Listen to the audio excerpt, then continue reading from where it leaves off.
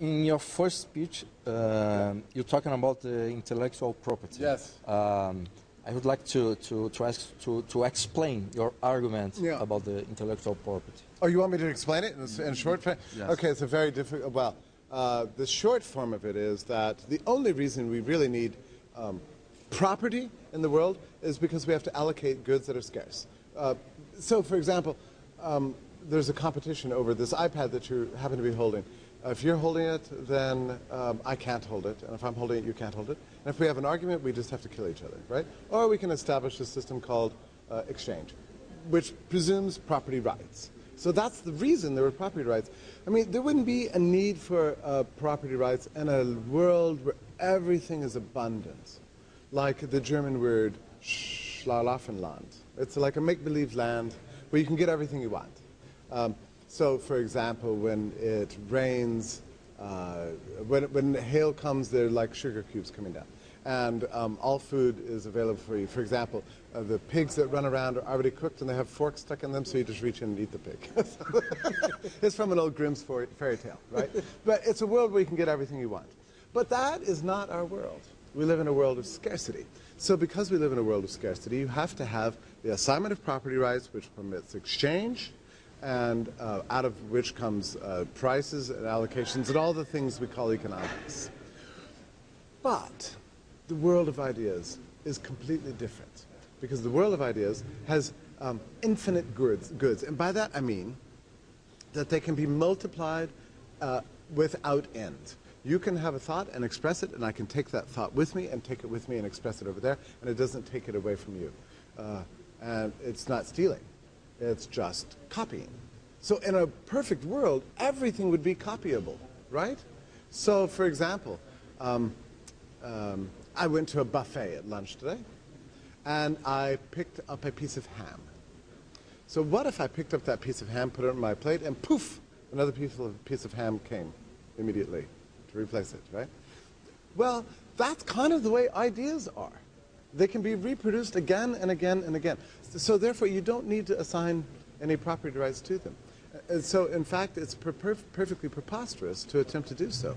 In the real world, ideas are always a combination of other ideas, meaning that we must constantly be in a position of taking good ideas and making them our own. It's not really taking, because you're not taking them away from anything. All you're doing is reproducing that idea. So in that world, you don't need property rights and ideas.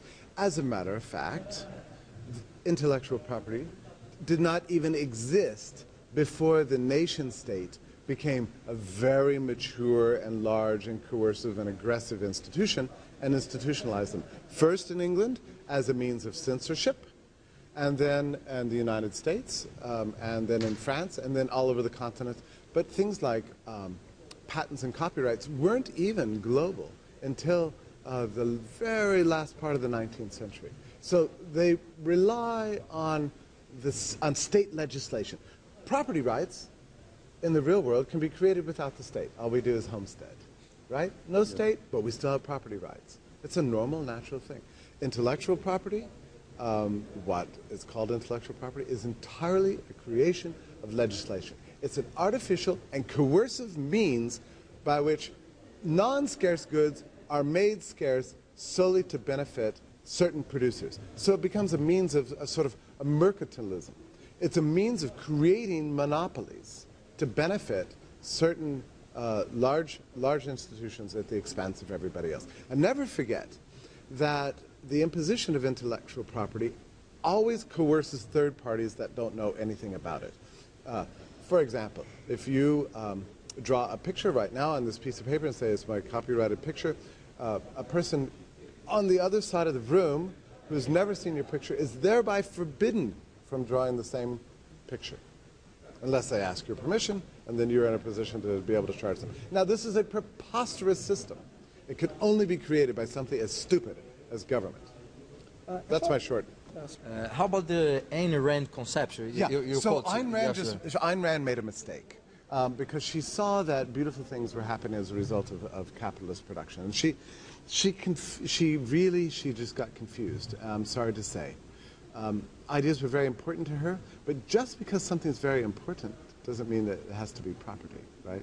So she believed in ideas, and I think she was right to believe in ideas, but she made a mistake. And I'm afraid, in Ayn Rand's case, this one mistake caused her a great deal of intellectual error and also a lot of personal misery. And this is an interesting story to me because I admire Ayn Rand very much. And when I read about her life, I wish she had had a happier life. But one of the reasons she didn't have a happier life is that the more people she influenced, the more she regretted that influence. Like, she would look out over a crowd she was speaking at, and they were all her disciples. Now, most people would say, wonderful, I've influenced all these people. She, on the other hand, would look at them and think, parasites, thieves, they're living off my property, my ideas. So she didn't like them. And it made her sad. The more influential she became, the sadder she became because she felt like she was being taken from. So I'm afraid that this one small error imposed on her a lot of sadness. And I hope that libertarians now understand that she did in fact make an error. Yeah. It's too bad.